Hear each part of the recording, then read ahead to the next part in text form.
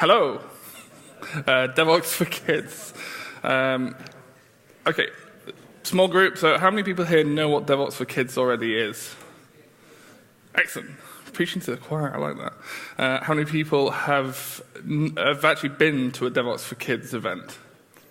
Oh, bless her. There's an opportunity on Saturday, if you're still in London, to help out with the next one. And we're always looking for more volunteers, more kids, and just more exposure in general. So, for those that haven't been indoctrinated to the Devoxx4Kids movement, I'm Dan. I'm one of the organisers for the UK. Daniel DeLuca is the godfather over in Belgium for starting the Devoxx4Kids movement. And Aaron Gupta runs our US chapter. Devoxx4Kids as a concept is aimed at 10 to 16-year-olds, and it's to take kids from being consumers of technology and to start to open their minds to being creators of technology. Ultimately, the objective is not to really teach them anything during the day, it's to give them that inspiration to go on and learn and find out what give them the passion for technology. I mean, it's okay if someone comes along, tries it, and says, great, I know how to program, but it's not for me.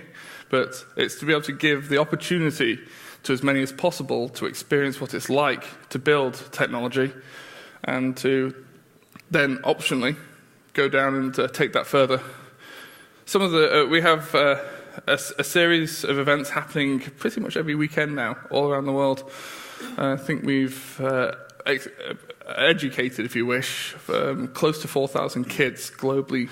6 actually. 6,000. We are close to 6,000 now. So one of the things I would like to mention is, as opposed to 10 to 13, and I would say it's a more inclusive range. It's more like 6 to 16 rather. We have had kids as young as 6-year-old. Oh, I don't know how to do copy paste. So we really get at that level. We do that. Oh, you know what? Let me teach you the first lesson of what copy paste is, with the menu and the shortcuts and things like that, and basic typing skills, all the way up until, oh, I want to build a fancy Raspberry Pi Arduino kind of a mix. So we cater to that full range in that sense. This is Now. As if by magic. So Now is from Algebron Robotics in Paris. And they've graciously donated 2 of these, one for Europe and one to the UK. And this one is called Frankie. And we take it around schools as part of workshops to get them engaged and thinking about this. And then there's actually workshops where you can teach it to do things. And it has something called autonomous life, which means that it will just do its own thing. It won't walk off the stage, but he might join in. Okay, so we have a series of different types of workshops. So the sorts of workshops that we run through include Scratch, Dr. Techno. We have Lego Mindstorms. The kids absolutely love that. Greenfoot. One of the most popular, and Aaron's son, who's 11 at the time, actually ran our workshop in the UK last year for Minecraft modding, Pigs Can Fly. We have Now, and Now is you can teach Now how to play hide and seek, how to perform a play. You can teach him what a red ball is and go and play fetch. We also have all sorts of IoT things. There's a big category of different pieces of tech, of building. We have Sphero. Sphero is really good for the younger children. It's very tactile, and it's frankly hard to break. And something else that we have seen as part of the IoT, what we do is called as squishy circuits. So literally it's a dough. You bring the dough, you add salt to one, sugar to another one. It becomes a conductive and an insulating dough. You give that dough to the kids. You say, build whatever structure you want to build. They build a car, they build a house, a butterfly, a heart, a necklace, and then we connect LEDs and circuits over there. You know what? That's it. You just light up your own house, you light up your own car or structure, whatever it is. So really, creativity and that concept of whole STEM gets in there as well. Indeed. If you want a nice interactive way of getting involved, exactly what you said is the Makey Makey. Came out of MIT, and they're currently doing Makey Makey Go. Unfortunately, the video is not playing. But it'll show you taking bananas and connecting electrics to it, and you can turn bananas into a piano. You can create a Play-Doh controller and hook it up, and you can then use it as a console remote. It's more interesting when the video plays, but we shall leave it. So other things that we do, we get quadcopters, and we have a ton of technology hanging around that gives the kids the opportunity to do three things. First, we sit and explain to the kids, here's what you've got and here's how it functions. Secondly, we spend a bit of time explaining, here's what you can do with it, go off and do this challenge. And the third one is whatever you want. So can we make now skip? Well, probably not. But we can make it high five, and here's how we go about doing it. Probably can't do your homework, but it probably can do some sums, and here's how we'll teach it how to do that. The quadcopters and Connect, we've had kids come over and say, can I have it so that it knows where my hand is, and I move my hand and the quadcopter flies? Sure, give me lunch, here we go. And we had a girl who we did circuit switches, so that when the magnet is moved, the spring separated the circuit.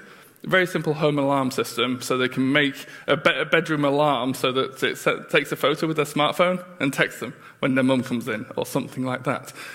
Little girl disappeared, came back and said, I hope it's okay, I've done something a bit different, and pulled out a doll, and she ripped its head off and it screamed. That was disturbing but awesome. So we went and talked to the mum, and the mum said, who's that scream? Oh, it's Lisa. I said, who's Lisa? I said, it's my sister. Why is she screaming? Oh, it's her doll. I love that girl, and she's coming back again this year, and she's actually helping out. And that's the sort of thing we want to encourage, is that getting of it's not the principle of just building a security circuit, it's understanding what I can then go off and do. Yeah, so a couple of things on that. Now, we did a Minecraft modding workshop over the weekend, like last Saturday, at Google headquarters in Mountain View. There were 80 kids. We did the Minecraft modding workshop, went really well, really smooth. That evening, one of the kids went back home. I got a mail from his mom that, oh, you know what? He's pulling all the kids from the neighborhood. He's teaching them Minecraft modding, and they're stuck. Can you help out? And I think our goal is not to give them a fish. We want to teach them how to fish, so that then they become sort of our team, and then they teach other kids as well. So I think it's all about inspiring. Last year at Java 1, we did a big event. About 150 kids showed up. A lot of kids participated. A couple of the kids from last year are likely going to be instructor this year. So one of my personal goals back in the US, I run the board for Devoxx4Kids in US. One of my personal goals is to educate young speakers. I've been a public speaker for 10 plus years, having spoken at all different conferences around the world, meetups, small size, big size. But I want to educate young speakers that don't be afraid. What does it take to deliver a workshop on your own if you're a 12, 13, 14-year-old kid? So work with them hand to hand and coach them how to be effective. Absolutely. My 8-year-old daughter runs our Sphero ring, and other kids will come up to her and she'll say, here's how I play, here's what I want to do, and here's how I make it do what I want it to do. And then hands it over, and they can do what they want with it. It's really inspiring to watch that mentoring roll down through the ages. So the next event that's happening is in London, here. It's actually the other side of town. It's going to be held at Microsoft's London Cardinal Place. That's near Victoria. And if you want to come along, by all means, bring more kids. We can always do more kids. We've actually got, as of this morning, we've got 91 children coming so far. We've still got space for 9 more, if we can squeeze a few more in. We've got a good ratio now of 1.5 adults, including parents, to come, because Devoxx4Kids in the UK is not childcare. You can't just drop them and run. But that's good too, because we help explain to the adults and the parents what their kids are learning. We don't put them through the same material, but when a kid comes up to their mom and goes, here, look, if I push this button, this light flashes, they go, great, you've created a light switch. Now they can understand what it is they've created and give the appropriate response from, well done. And a lot of the time, actually, they get more involved and they realize that I don't have to have a deep technical background in order to encourage kids to go down this. You just need to be able to learn at the rate of an 8-year-old. Well, I think excuse me. Most of the time, parents, they want to encourage their kid to do something, but there is so much information on the internet that they don't know where to start. So we see these as sort of the kickstart events or the jump start. Okay, you are interested in technology, come talk to us. We're going to do that one-on-one mentoring. We're going to do that coaching. We're going to show you the workshop. We're going to help make sure that you succeed in that workshop. And then you go back and then you try out those options on the internet, which will make more sense. And that's sort of the feedback that we have constantly seen from our workshops. So how can you help? So you can help by volunteering. If you're adventurous, you can go a bit further and even start your own chapter. We're very supportive. I mean, we've got hardware in the UK. Our objective is we get a sponsorship. We had £4,000 this year, but we don't take it in money because we don't have an entity to deal with that. So they buy things like this and give it to us so we can go and play with it with the kids, and it sits in my front room and I get to play with it for the rest of the time. It's not a bad deal. But you can go and find sponsorship. Perhaps your company wants to get involved and would like to be associated with the event and buying some more pieces of kit because we never have enough for all the children. Or perhaps it's if you work for a large bank or a large organisation or a contractor for them, spread the word that these events exist and that they can get involved with them. Especially in the UK, there are so many children events, and Devoxx4Kids is actually quite unique. We're not trying to teach kids. It's not a regular event that happens. We are not trying to replace a scouting-style activity like Coder Dojo. We're not running after school like Code Club and Code Academy. What we are here to do is to try and help organisations be better and get that message out to the younger people. A good example of an organisation that's recently hooked into the message is Barclays.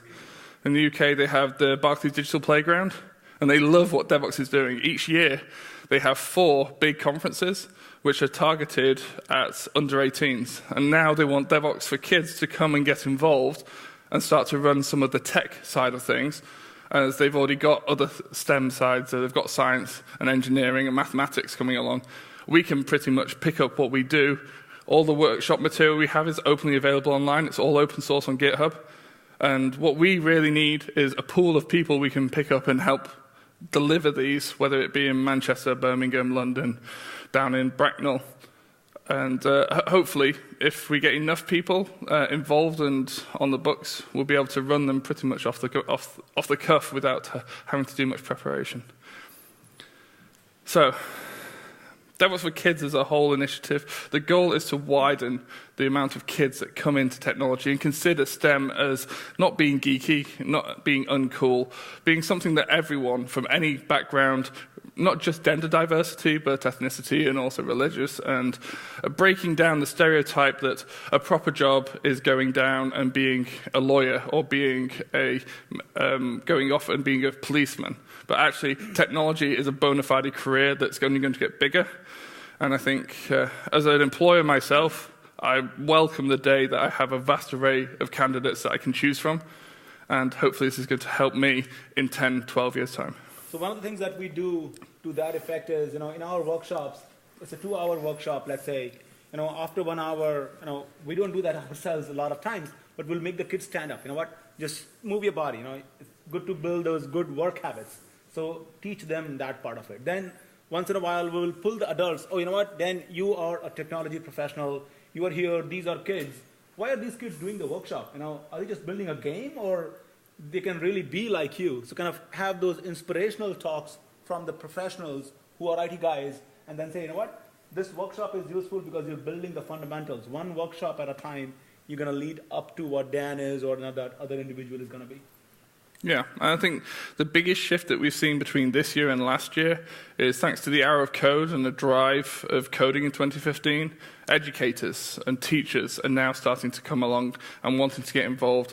We've got 5 IT teachers coming just so that they can come and learn and experience what it's like to run an industrial-powered event rather than an academically syllabus-led event. And I hope that will grow next year, and we welcome all the support and help we can get. Thank you for listening to me.